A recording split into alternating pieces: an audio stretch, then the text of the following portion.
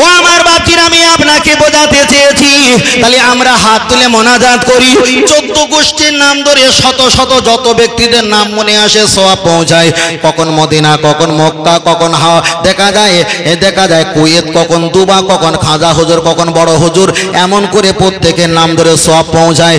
কেউ বলবে আমি মদিনা শরীফে 6 বছর চাকরি করেছি, মদিনা শরীফের কোন হুজুর এমন করে সওয়াব পৌঁছায় না। কেউ বলবে মক্কায় আমি 22 বছর ছিলাম, এমন করে আমরা কখন হাত তুলতে দেখিনি। এবার একটা কথা হবে, নবী বলেছে ধর্ম পালন করার জন্য তোমাদের কাছে মক্কা মদিনা রেখে গেলাম না কোরআন হাদিস রেখে গেলাম। তাহলে যারা মক্কা মদিনা দলিল দেয় ওটা রং, আমাদের দলিল হবে কোরআন আর হাদিস। চলেন আমি আপনার কাছে বোঝাতে চেয়েছি, আল্লাহ নবী বলেছেন বালহুম ইউসাল্লুনা, তোমরা 3টে কাজে দেরি করবে না। বালহুম ইউসাল্লুনা, যখন নামাজের সময় হয়ে যাবে চেষ্টা করো তাড়াতাড়ি নামাজের জন্য তৈরি হবা। নবী আমার পরে বললেন আন্নাল মারআতা ইযা বালাগাতিল মাহিদা, একটা মেয়ে যখন সাবালক সাবালিকা হয়ে যাবে চেষ্টা করো তাড়াতাড়ি বিয়ের জায়গা পৌঁছে দেবা। নবী আমার পরে বললেন মুমাইয়িতিনা, কোন ব্যক্তি যদি মৃত্যুবরণ করে তাড়াতাড়ি তারা দাফন কাফন করে দেওয়ার চেষ্টা করো। তাহলে আমরা নামাজেরটা ছেড়ে দিলাম, বিবাহটা ছেড়ে দিলাম, মৃত ব্যক্তির কথা হচ্ছিল ওইটা নেওয়া যাক। কবরের কাছে আমরা হাত তুলে মোনাজাত করার সময় অনেক ব্যক্তির নাম ধরে দোয়া চাই। দলিল নবী যদি করে থাকে আমাদের করাটা ঠিক, আর নবী যদি না করে আমাদের করাটা বেঠিক। আল্লাহ নবী এবার দোয়া করা শুরু করলেন, আল্লাহুম্মা গফিরলি, আল্লাহ আপনি ক্ষমা করো। আমার আল্লাহ বললেন আমি কাকে ক্ষমা করব? পৃথিবীতে হিন্দু, খ্রিস্টান, জৈন, পারাসি, শিবির, ইসাই, গুজরাটি, মারাঠি, কুচবিহারি, বিহারি, বাঙালি 3.5 থেকে 4.5 লক্ষ প্লাস ধর্ম পৃথিবীতে বসবাস করে। আমি কাকে ক্ষমা করব? ওটা হতে পারে না। বরং মুহাম্মদ সাল্লাল্লাহু আলাইহি ওয়াসাল্লাম তোমায় যারা ভালোবাসে, অতএব তুমি যাদের ভালোবাসো ইসমু তাদের তুমি নাম বলো, আমি আল্লাহর নাম ধরে ক্ষমা করে দেব। আর একটু জোরে হবে না? ও বাপজিরা, নবী এবার নাম বলা শুরু করলেন, আল্লাহুম্মা গফিরলি, আল্লাহ আপনি ক্ষমা করো। আল্লাহ বলছেন আমি কাকে ক্ষমা করব? নবী এবার নাম করে বলা শুরু করলেন, হাইয়েনা, যারা আমাকে মেনে হায়াতে আছে আল্লাহ তাদেরকে ক্ষমা করো। আল্লাহ বলছে চাইলে আমি ক্ষমা করে দিলাম। অমাইয়েতেনা, যারা মৃত্যুবরণ করেছে আল্লাহ তাদেরকে ক্ষমা করো। আল্লাহ বলছেন আমি ক্ষমা করে দিলাম। অশাহিদিনা, যারা জানাজার মাঠে শরীক হয়েছে, যুদ্ধের ময়দানে শহীদ হয়েছে আল্লাহ তাদেরকে ক্ষমা করো। আল্লাহ বলছেন আমি ক্ষমা করে দিলাম। অসাগিরিনা, অসাগয়বিনা, আমার দুনিয়ায় আসার পূর্বে আমার চোখের আড়ালে যারা বিদায় নিয়েছে আল্লাহ তাদেরকে ক্ষমা করো। আল্লাহ বলছেন আমি ক্ষমা করে দিলাম। অসাগিরিনা, মায়েদের গর্ভে 2-3 দিন মাসের বাচ্চারা দুনিয়াতে এসে মৃত্যুবরণ করে আল্লাহ তাদেরকে ক্ষমা করো। আল্লাহ বলছেন ক্ষমা করে দিলাম। অকাবিরিনা, যারা বৃদ্ধা ব্যক্তি, বয়স্ক ব্যক্তি তারা মারা গেছে আল্লাহ এদেরকে ক্ষমা করো। আল্লাহ বলছেন ক্ষমা করে দিলাম। আল্লাহুম্মা মান আহইয়াইতাহু, আল্লাহ নবী পরে বললেন অযাকারিনা ওয়া উনসানা, যত নারী আম্মা, চাচি, মা, খালা, ফুপু এরা যারা বিদায় নিয়েছে এদেরকে ক্ষমা করো। আল্লাহ বলছেন ক্ষমা করে দিলাম।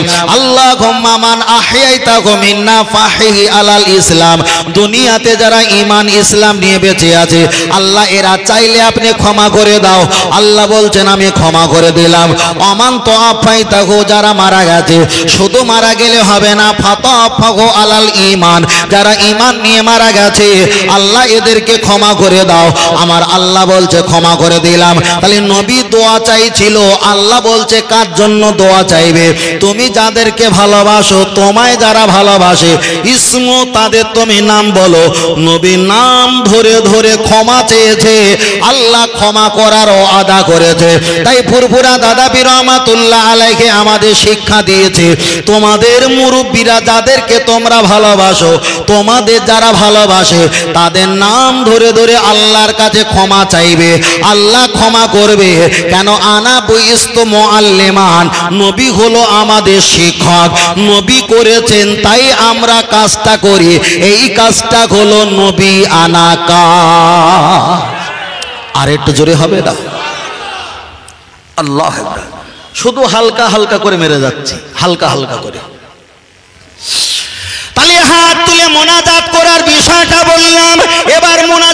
14 গোষ্ঠীর নাম ধরে দোয়া চাই সেটাও বললাম।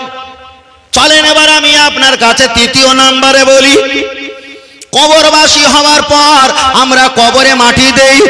কোন আহলে হাদিস যারা আছে তারা ফতোয়া দিয়েছে মিনহা খলাকনাকুম, কোন হাদিসে নেই। আমি বলবো ঠিক বলেছে, ওরা বলছে হাদিসে নেই, ঠিক বলেছে, তবে আমার নবী বলেছে সেই হাদিসে আছে। কেন? আমি আপনার কাছে একটাই কথা বলছি, নবী পাকের একটা সন্তান ছিল, সন্তানটার নাম হলো ইব্রাহিম। নবী দুনিয়ার হায়াতে থাকা অবস্থায় বাচ্চা বিদায় নিয়েছে। নবী হাতের উপরে নিয়ে ভর করে নিয়ে কবরস্থর উপরে তিনি শুইয়ে দিলেন ভিতরে। নবী শুইয়ে দেওয়ার পর দোনোয়াই দিয়ে কোন দুটো হাত দিয়ে অজলা কেটে বিসমিল্লাহির রহমানির রহিম মিনহা খলাকনাকুম ওয়াহিদা ওয়া ফিহা নুঈদুকুম 2 বার ওয়া মিনহা নুখরিজুকুম তারাতান উখরা 3 বার। নিজে সন্তান মৃত্যুবরণের পরে রাসূল নিজে দাফন কাফন করেছিলেন মিনহা খলাকনাকুম বলে। আমরা বিসমিল্লাহ বলে মিনহা খলাকনাকুম বলি। যারা বলছে এটা বলা যাবে না, ওরাই তো বলেছে মুহাম্মদ সাল্লাল্লাহু হাসরে মাঠে শাফাত করতে পারবে না। ওরাই তো বলেছে লা ইলাহা ইল্লাল্লাহ মুহাম্মাদুর রাসূলুল্লাহ বললে শিরক হবে। এখানে বলতে হবে লা ইলাহা ইল্লাল্লাহ আল্লাহু আকবার মুহাম্মাদুর রাসূলুল্লাহ বলা যাবে না। ওরাই বলেছে নবী হাসরের দিন নিজের গুনার জন্য টেনশন করবে। ওরাই তো বলেছে নবী পাকের বাপ মা হলো জাহান্নামী। ওরাই তো বলেছে কাওরার টাকায়, হারাম খোরের টাকায়, ইহুদি খ্রিস্টানের হিন্দুদের টাকায় আল্লাহর কাবা তৈরি।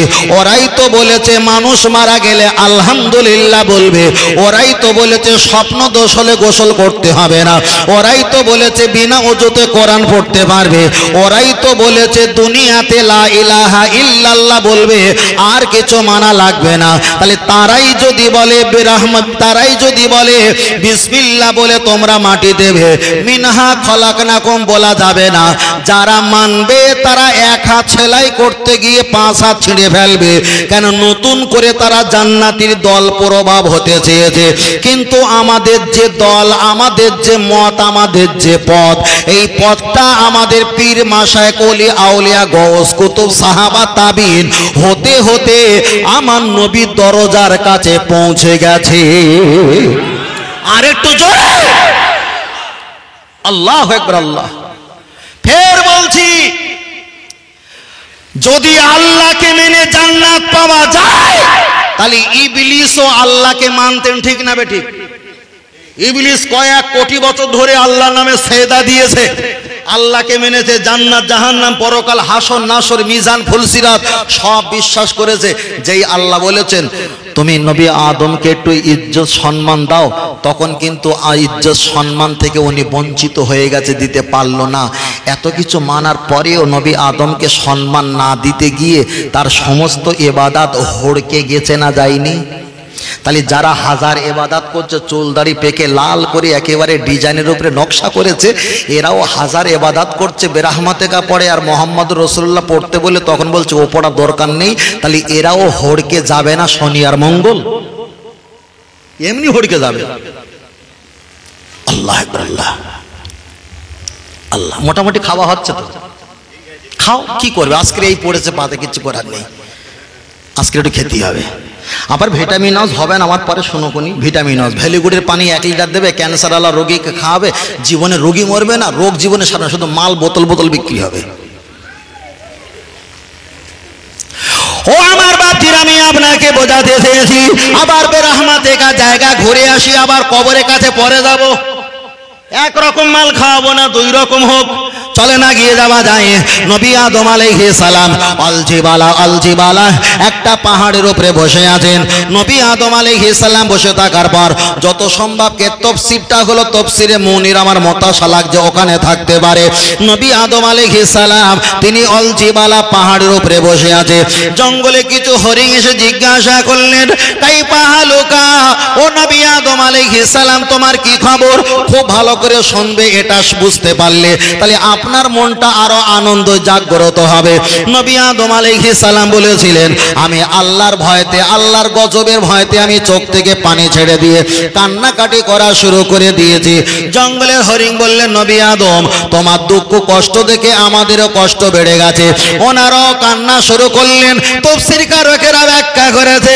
নবী আদম কাঁদে, জঙ্গলে প্রাণী হরিণ তারাও কান্নাকাটি শুরু করেছে। ঘন্টা কি ঘন্টা বসেছে, নবীর কষ্টের ভাগেরা নিয়েছে, মাথা নিচু করে তাজিমের সঙ্গে আদবের সঙ্গে বসেছে। দীর্ঘক্ষণ বসে থাকার পর নবী আদম আলাইহিস সালাম বললেন, বাবা জঙ্গলে প্রাণী হরিণ, তোমরা নিষ্পক্ষ কামরা রুমে চলে যাও, তোমাদের সাথীরা পরিবাররা খোঁজাখুঁজি করবে। ওরা যখন চলে যাচ্ছিল, নবী আদম আলাইহিস সালাম জান্নাতি লাকড়ি পাতা মারিয়াম ফুল ওদেরকে দিয়েছে, ওরা চিবিয়ে চিবিয়ে খেয়েছে। জঙ্গলে যখন প্রবেশ করলো, ওদের জবান থেকে মুখ থেকে ঘেরান সুগন্ধ আর সুগন্ধ, হাড় বদন সমস্ত চেহারাটা নূরে ঝিকিমিকি ঝিকিমিকি করে। দোনো আরজুলাকুম দুটো পায়ের তলায় একেবারে দেখা যায় এখানে কি মৃগ নাভি কস্তুরী আমার আল্লাহ দান করেছে। খুব ভালো করে খেয়াল করেন। তৃতীয় দল বংশ জিজ্ঞাসা করলো, ভাই তোমাদের এমন নিয়ামত কি করে হয়েছে? ওরা বলল, নবী আদমের কাছে গিয়েছিলাম, আমরা মহব্বত করেছিলাম, আমরা কেঁদেছিলাম, অনেকক্ষণ বসেছিলাম, কিন্তু চলে আসার সময় লাকড়ি পাতা মারিয়াম ফুল দিয়েছে, খেয়েছি, আল্লাহ কতই না নিয়ামত দান করেছে। ওরা বলল, আমাদের একটু লোকেশন ঠিকানা দাও। ওদেরকে ঠিকানা লোকেশন দিয়েছে। ওরা নবী আদমের কাছে গিয়ে বললেন, ও নবী আদম আলাইহিস সালাম, আমাদের সাথী ভাইদের লাকড়ি পাতা মারিয়াম ফুল দিয়েছিল, আমাদের একটু দাও। তাফসীরে ব্যাখ্যা এসেছে, ওদেরকে দিয়েছে, ওরাও চিবিয়ে চিবিয়ে খেয়েছে, কিন্তু জঙ্গলে প্রবেশ করার পূর্বে ওদের চেহারাটা কুত্তার ফেনা হয়ে গেছে। তার একটাই কারণ, আগে যারা এসেছিল এরা লাকড়ি পাতা মারিয়াম ফুল মাল নিতে আসেনি, খেতে আসেনি, নবীর কান্না কেঁদেছে, নবীর মহব্বতে বসেছে, নবীর কষ্টের ভাগ নিয়ে দুঃখ কষ্ট সমান সমান করেছে। মহব্বত করে যখন বিদায় নিয়ে চলে যাচ্ছিল, লাকড়ি পাতা মারিয়াম ফুল খাওয়ার বিনিময় নবীর মহব্বতের কারণে আল্লাহ নিয়ামতি দান করেছে। দ্বিতীয় দল যারা এসেছিল, এরা নবীর মহব্বতের জন্য আসেনি, এরা শুধু ভাও মাল নেওয়ার জন্য লাইন দিয়ে চলে এসেছিল। এরা কিন্তু কিছু পেল না, কুত্তার মতো চেহারা নিয়ে বাড়ি চলে গেল। যারাই বারবার বলে বেরাহমাতিকা ইয়া আরহামার রাহিমিন, আল্লাহ তুমি মাল দাও, আল্লাহ তুমি বরকত দাও, আল্লাহ তুমি রহমত দাও, এরা শুধু মাল নেওয়া ধান্দা। আর যারাই মুহাম্মদুর রাসূলুল্লাহ বলে, এরা নবীর মহব্বত ভালোবাসা করা ধান্দা। তাহলে আমরা নবীর মহব্বত করি, ভালোবাসি, হাসরের মাঠে চাইতে যদি ভুলে যায়, নবীর ভালোবাসার কারণে আল্লাহ দিতে ভুলবে না। আর একটু জোরে হবে না? এ চাওয়ালা ভাই, চা বন্ধ করো, একদম চা বন্ধ করো। 10 মিনিট হলো না ঢুকেছে, তাতে আবার চা, তেল কলবেস, বন্ধ করো।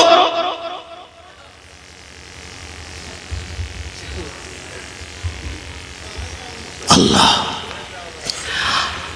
আল্লাহু আকবার। আল্লাহ।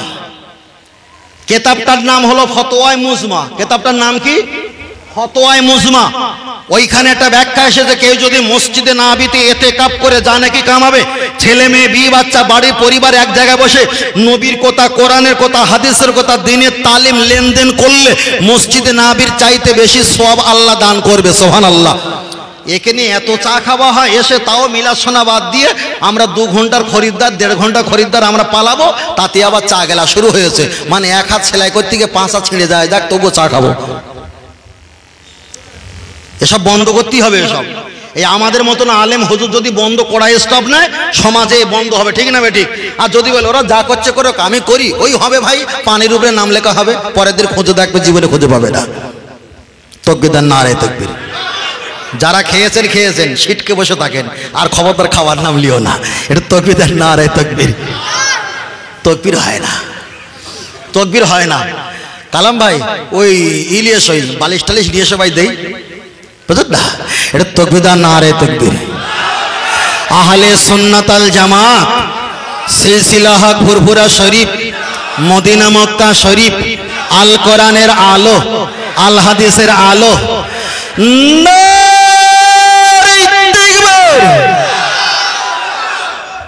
পিছনে যারা চা খেয়েছে ওদের তো জোরে হওয়া দরকার। ওরা বলে সামনে ওরা দেখ, কেন কাল থেকে নামাজ পড়তে হবে, আর আমরা আসতে দিয়েছি মানে আমাদের এখন 10 বছর পরে পড়তে হবে। পিছনে যারা বসে আছো আপনাদেরও মরে যেতে হবে, আমরা যারা সামনে আছি আমাদের মরে যেতে হবে। ছাগল কুত্তা বিড়াল বিল্লু এরাও মারা যাবে, তবে ওদের মরণটা ছাগল ছাগলের মতন হবে, কুত্তা কুত্তার মতো হবে। আমাদের মরণটা যেন খতেমাবিল খয়েরের সঙ্গে নসিব হয়, ঠিক না বেঠিক? তাহলে আর একবার তাকবীর দেন, নারায়ে তাকবীর। আর একটু জোরে বলেন নারায়ে তাকবীর। ও গো আমার প্রিয় নবী, তোমার প্রেমে পাগল আমি। হায় জন্ম আমার হুগলি জেলাতে, রেখেছো আমায় পাগল করে। হায় জন্ম আমার ইন্ডিয়াতে, রেখেছো আমায় পাগল করে। রসুল তোমায় ভালোবাসি, মন হৃদয় উজাড় করে। বুকের মাঝে জ্বালায় আমার, দূর হবে তোমার দিদারে, দূর হবে তোমার দিদারে।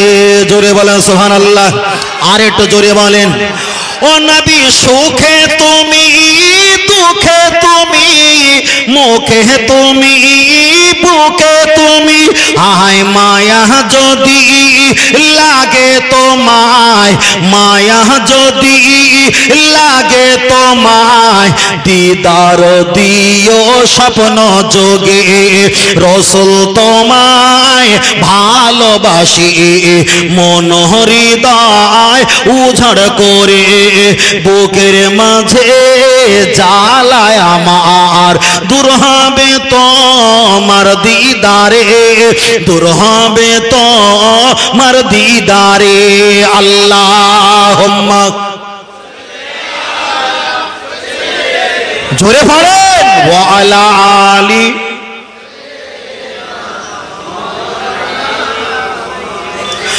সাল্লাল্লাহু আলাইহি ওয়াসাল্লাম। আমরা নবীর নাম শুনে একটু চুম্বন খাই না? খাই না? কথা বলে না। পিছনের ভাইয়ের কি হয়েছে, কি কথা বলেন না কেন? হ্যাঁ, নবীর নাম শুনে আমরা চুম্বন খাই না? খাই না? পালা আসিস না দিকে, পালিয়ে যা। চুম্বন খাই তো বাবা, খাই। হয়তো এখন আমরা খাইনি, এটা আমাদের দুর্বলতা, এটা আমাদের অলসতা। কিন্তু নবীর নাম শুনে চুম্বন খাবার পক্ষে না বিপক্ষে? অনেকে নামাজ পড়ে না, এটা তার অলসতা, এটা তার পাপ গুনাহ। কিন্তু নামাজ পড়ার পক্ষে না বিপক্ষে? পক্ষে।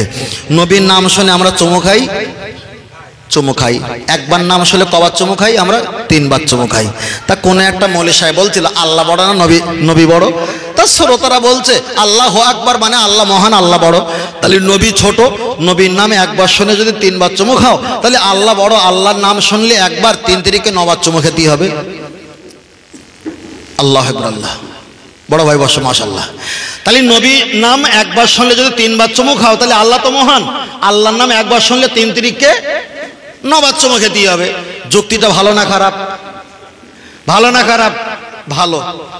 আপনি বিয়ে করেছেন, শ্বশুর বাড়ি গেছেন, এখন 2.5 বছরের 1.5 ফুটে আপনার একটা সমন দিয়ে এসছে, মানে শালাবাবু, শালাবাবু 2.5 বছরে। এখন ওই শালাবাবুরে ধরে আপনি একটা চুমু খেয়েছেন, শাশুড়ি পর্দার আড়াল দিয়ে দেখেছে, খুশি হবে না রেগে যাবে? খুশি হবে। তাহলে শালা বড় না শাশুড়ি বড়? কথা বলে না। শাশুড়ি বড় তো। তাহলে নবী ছোট, নবীর নামে একবার শুনে 3 বার চুমু খাই, তাহলে আল্লাহ বড়। আল্লাহর নাম একবার শুনে 3 তিরিকে 9 বার চুমু খেতে হবে, এখানে আল্লাহ বড়। তাহলে শালারে চুমু খেয়েছি একবার, এবার তাহলে শাশুড়ি আর কবার খেতে হবে? এরাই হলো 73-72 মার্কা দল। কথা বুঝতে পেরেছেন? নিজের বাচ্চা হয়েছে, পাশায় এখানে সেখানে জায়গার নাম বলছি না, টেনিস মিটারের জায়গায় ও পর্যন্ত চুমু খাচ্ছে, ওখানে ওর ফতোয়া লাগে না হালাল না হারাম। আর নবীর নামে চুমু খেতে গেলে ফতোয়া লাগে, মানে ইয়ে মালের কি ইমান আমল শেষ হয়ে গেছে। কেন? দলিল চায়, দলিল থাকার পরেও মানবে না। কেন? এর ভিতরে অন্তরে আল্লাহ কুলু বেটে দিস, মানবে না, মানবে না। চলেন আমি আপনার কাছে বোঝাতে চাই, আপনাদের এলাকায় কোনো ব্যক্তি মৃত্যুবরণ করেছে, আর মৃত্যুবরণ করার পর এখন হাসরের ময়দানে আল্লাহর কাছে জবাবদিহির জন্য দাঁড়িয়ে গেছে। আমরা একটা উদাহরণ পেশ করি, আমরা একটা মশলা শিখে নেই। আল্লাহ দরবারে একটা গুনাহগার ব্যক্তিকে দাঁড় করিয়ে দেওয়া, আল্লাহ দরবারে একটা বিয়াদব ব্যক্তিকে দাঁড় করিয়ে দিলাম। একদিকে গুনাহগার, একদিকে বিয়াদব, দুইজনকে দাঁড় করিয়ে দিলাম। আল্লাহ দরবারে গুনাহগার আর ব্যক্তি ভালো না বিয়াদব ব্যক্তি ভালো?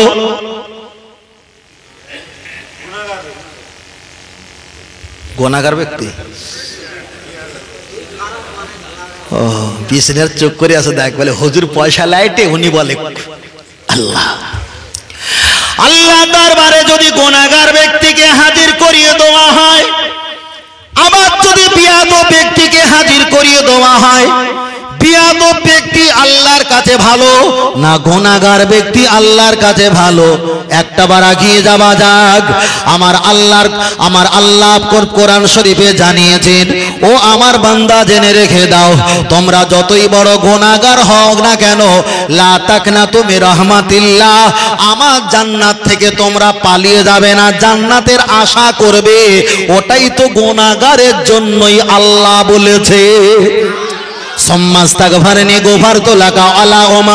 গুনাহগার আমার আল্লাহর কাছে তওবা পাঠ করবে, চোখের পলক মারার আগে খাতা খুলে দেখবে আমি আল্লাহ তোমার গুনাহকে মাফ করে দিয়েছি। এ গুনাহগার আসজুদু লিল্লাহ, তুমি সিজদা গিয়ে চোখের পানি ছেড়ে দিয়ে আমি আল্লাহ আমার কাছে কাঁদবে, আমি আল্লাহ গফুর ও গফফার, গুনাহকে মাফ করে দেব। আমার হাবিবের ওসিলা নিয়ে দোয়া চাইবে, গুনাহকে মাফ করে দেব। রাতের অন্ধকারে ইয়া রাফি হইয়া দাইহে, দুটো হাত তুলে দোয়া চাইবে, আমি আল্লাহ গুনাহ মাফ করে দেব। গুনাহগারের জন্য আমার আপনার নবী, আমার আল্লাহর কোরআন জানিয়েছে, ওয়ালা ফাকরুস ফিহি, এ বিয়াদব মার্কা এখানে এসো, তোমার কোনো জায়গা নাই, জায়গা নাই, জায়গা নাই। তার কারণ হলো ইবলিস আল্লাহকে মেনেছে, নবীকে সঙ্গে অপমান করে বড় বিয়াদবি করেছে। আল্লাহ যদি গুনাহগারের ক্ষমা করে, বিয়াদবের যদি ক্ষমা করত, তাহলে ইবলিসকে আমার আল্লাহ ক্ষমা করত। আপনি নামাজ পড়েন না গুনাহগার, হজ করেন না গুনাহগার, যাকাত দেন না গুনাহগার, গুনার কাজ করে গুনাহগার, তোমার জন্য আমার আল্লাহ দরবার খোলা খোলা। তবে যারা নবীর সঙ্গে বিয়াদবি গাদ্দারি করেছে, কপাল কালো করলে তোমার ইবাদত আল্লাহ দরবারে কবুল হবে না। তার কারণ হলো আপনি দোয়া চাইছেন বিরহমাতিকা ইয়া আরহামার রাহিমিন, আল্লাহ তুমি রহমত দাও। আমার আল্লাহ বললে, ওরে বিয়াদবের বাচ্চা, আমি আল্লাহ রহমতের মালিক, ওমা আরসালনাকা ইল্লা রাহমাতাল লিল আলামিন, রহমত আলা হলো তোদের নবী। আর একটু জোরে আল্লাহর কাছে রহমত চাচ্ছে, আল্লাহ রহমত দাও। কিন্তু রহমতওয়ালা কি আমার আপনার নবী? একবারও রহমতওয়ালার কাছে আসেনি। যদি না আসলে ওটা যদি আল্লাহ ক্ষমা করে, তাহলে নবী আদম রহমতের মালিকের কাছে গিয়েছিল, রহমতওয়ালার কাছে যায়নি। শেষ বেশে আসতে হয়েছিল না হয়নি? হয়েছিল তো, হয়েছিল। তাহলে আমরা বেরহমাতে কারো পক্ষে, কলেমা শরীফের পক্ষে। তবে কলেমা শরীফটা সবার ঊর্ধ্বে কেন? সবচাইতে বড় জিকির, কথা ঠিক না বে ঠিক? তাহলে আর একবার তাকবীর হবে তো? ওই দেখো তাকবীর দিতে, সুবহানাল্লাহ। কোথায় কি হচ্ছে কোনো ঠিক ঠিকানা নেই, সব উল্টো পাল্টা হয়ে যাচ্ছে, বুঝলেন না? একটা কথা বলি, শোনো, আবেগে হয়ে গেছে, ওটা হবে, ওটা হবে। আয়াতটা খেয়াল আসছে না, আয়াতটা খেয়াল আসছে না। নবী আমার বলেছেন, ও সাহাবীরা তুমি কি করবে? হুজুর আমি জান্নাতে যাব। তুমি জান্নাতে যাবে? কতটা নামাজ পড়ো? হুজুর বেশি নামাজ পড়তে পারিনি। কতটা রোজা রাখো? হুজুর বেশি রোজা রাখতে পারিনি। কতটা যাকাত দাও? হুজুর বেশি যাকাত দিতে পারিনি। তাই এই নিয়ে তুমি এই নিয়ে তুমি জান্নাতে যাবে? হুজুর আমার কিছু কম আছে, কিন্তু আপনার আল্লাহর ভালোবাসা মহব্বত আমার অন্তরে কম নেই। রাসূল বলেছে, সাহাবারা জান্নাতিওয়ালা ব্যক্তি যদি দেখতে চাও দুনিয়াতে, ওই ব্যক্তিটা যিনি আমাকে ভালোবাসার কথা সবচেয়ে বেশি বলেছেন। জোরে বলেন। তা ওরও আবেগের ভালোবাসা, ঠিক না বে ঠিক? আবেগের ভালোবাসা। আল্লাহ আল্লাহ। চলেন আমি আপনাকে বোঝাতে যাই, লক্ষ্য করে দেখা যায়, তাহলে গুনাহগারের মর্যাদা আছে, কিন্তু বিয়াদবের মর্যাদা। আপনার মা সঙ্গে করে নিয়ে আপনাকে নিয়ে খালার বাড়ি গেছে, আপনার মাকে খালা দিয়েছে 1 কেজি গোস্ত থালাতে ভর্তি করে দিয়েছে, আপনার কিন্তু দেয়নি। আপনার মা কি খাবে? তাহলে আপনার মায়ের দেওয়ার পরেও আপনার মা বলবে এটা আমার বিষ দিয়েছে, ঠিক না বে ঠিক? আপনার মায়ের সঙ্গে বিয়াদবি করলো, আপনার সঙ্গে গাদ্দারি করলো। তাই আমি বারবার করে বলতে চেয়েছি, আমার আল্লাহর কোরআন বলেছেন, তোমরা যদি আমাকে রাজি করতে যাও, খুশি করতে চাও, ফাত্তাবিউনি ইহবিকুমুল্লাহ, আমার হাবিবের কাছে যাও, তাকে খুশি রাজি করলে আমি আল্লাহ আমার রাজি খুশি করা হয়ে যাবে। জোরে বলেন। চলেন আমি লম্বা করবো না, এবার শেষবারের মতো একবার যাই। অনেক ইমাম সাহেব হুজুর আছে, ডান দিকে বাম দিকে সালাম ফিরিয়ে মোনাজাতে শেষে লা ইলাহা ইল্লাল্লাহ বলে ঠেলে ওঠে মুহাম্মাদুর রাসূলুল্লাহ বলার সময় কারেন্ট চলে যায় না, যায় না? আলহামদুলিল্লাহ ভালো। লা ইলাহা ইল্লাল্লাহ বলে মুসাফা হলো, মুহাম্মাদুর রাসূলুল্লাহ বলার সময় কারেন্ট চলে গেল। চলেন এবার আমি আপনার কাছে একটা বার বলি, আমরা কবরে চলে যাব, কবরে যাওয়ার পর ফেরেশতা কটা প্রশ্ন করবে? কে বলেছেন খমসা 5টা, কে বলেছেন রোবা 4টে, কে বলেছেন 3টে, তবে বেশি মত হলো 3টে, আমি 3টে ধরে নিলাম। কবরে প্রথম জিজ্ঞাসা করবে মা রব্বুকা, তোমার রবকে আমরা কি বলবো? আল্লাহ। কবরে যখন আল্লাহ বলবো, আল্লাহর আগে পরে এমন শক্তি ব্যক্তি আর কেউ আছে কি? তাহলে আল্লাহ তো মহান, কুল কায়নাতের মালিক আল্লাহ। কবরে যখন আল্লাহকে আল্লাহ বলে চিল্লে উঠবো, আর আল্লাহর পরে কোনো প্রশ্ন আসা বিয়াদবি হবে না? হবে না? বিয়াদবি তো হবে, কিন্তু এখানে ব্যাখ্যা দিয়েছে, কবরে জিজ্ঞাসা করবে মা রব্বুকা, তোমার রবকে। আপনি যদি বলেন আল্লাহ, আল্লাহ আপনাকে জান্নাত দেবে না। হিন্দু, খ্রিস্টান, জৈন, পারাসি, শিখ, রিসাই, গুজরাটি, মারাঠি, কুচবিহারি, বিহারি, বাঙালি, পৃথিবীর কোটি কোটি ব্যক্তি তারাও আল্লাহকে আল্লাহ বলে মানে। তাহলে আপনি যদি জান্নাতে যাও, তাহলে ওই হারামখোর ব্যক্তি তারাও তো জান্নাতে যাবে। আল্লাহ তো এত কাঁচা কাজ করবে না। আল্লাহর পরে আর একটা প্রশ্ন আসবে, আমা দিনুকা, অমা দিনুকা, তোমার দিন কি? আপনি বলবেন ইন্না দিনা ইনদাল্লাহিল ইসলাম, আল্লাহর মনোনীত ধর্ম হলো ইসলাম ধর্ম। তাহলে ধর্মের কথা কবরে বলার পর জান্নাত পাবে না? পাবে না? জান্নাত পাবে।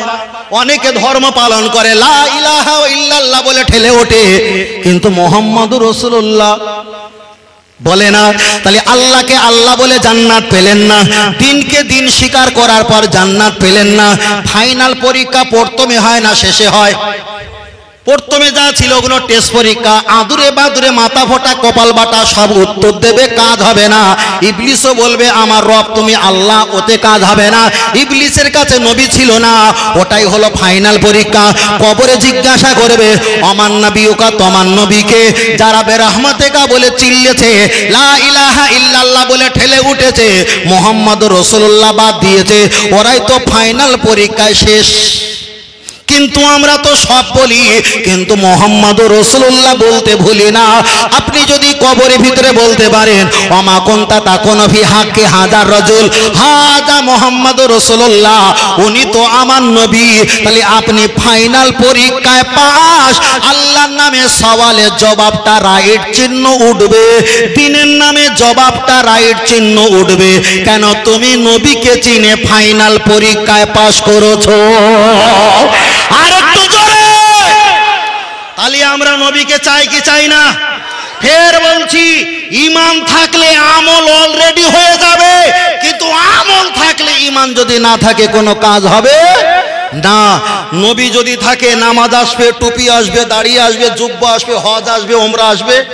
নবী যদি থাকে আল্লাহও আসবে, ঠিক না বেঠিক? আজ যদি নবীকে বাদ দেওয়া হয়, আমি এখানে এত কথা বললাম, তারপর লাস্টে বললাম ছেলেরা খবরদার তোমরা যেও না, লাস্টে তাবারক করে যে খেয়ে যেও। তখন বলছে এই মফিজুল ভাই তাবারক খেতে বলেছে, না খেলে হুজুর খুব রাগ করা করবে। এতগুলো কথা আমি বলেছি, এগুলো না মানলে রাগ করবে না, ওই তাবারক না খেয়ে গেলে বিরাট রাগ করা করবে। কথা বুঝতে পেরেছে? হ্যাঁ, তাই বারবার করে বলছি, আমরা যতই কথা বলি, যতই চলি, যা করি, আল্লাহকে চিনিয়েছে নবী, জান্নাত চিনিয়েছে নবী, দুনিয়াতে আসার ওসিলা হলো নবী, চন্দ্র সূর্য ওসিলা হলো আমার নবী। আমরা যে এখানে বসেছি এটাও হলো আমার নবী, কবরেও নবী, হাসরেও নবী, জান্নাতেও আমার নবী। নবী হলো আল্লাহ পাকের নিয়ামত। আল্লাহ যাতে রাজি, আমার নবী যাতে রাজি, আমার আল্লাহও তাতে রাজি। জোরে বলেন সুবহানাল্লাহ। আর একটু জোরে হবে না? মেশকাত শরীফের হাদিস এসেছে, একবার সুবহানাল্লাহ বললে ওয়াসসামা আল আরদা, আসমান আর জমিন যতটা ফাঁকা, lakh lakh million million billion billion trillion trillion crore crore kilometre রাস্তা, একবার সুবহানাল্লাহ বললে আসমান আর জমিনে ফাঁকা জায়গা আল্লাহ নেকি দিয়ে ভরপুর করিয়ে দেয়। জোরে বলে, আর একটু জোরে হবে না? বসে আছে কেন? মাল রে ডেকে চলে এসো। বাইরের প্রোডাক্ট মাল, বুঝতে না, খারাপ পাবে না। বাইরের প্রোডাক্ট মানে বাইরের ওলামা হযরত মাওলানা আমার বন্ধুবর্গ ভাই, তিনি এসেছে মুর্শিদাবাদ থেকে। মানে বাইরের যত গাভী আসবে দুধ দুয়ে বালতি ভর্তি করে নিতে হবে। আর আমরা 24-এর প্লেয়ার তো ঘন ঘন এলাকায় আসি, বেশি দুধ দুয়ে বালতি ভর্তি করা লস, লস না লাভ? লস তো।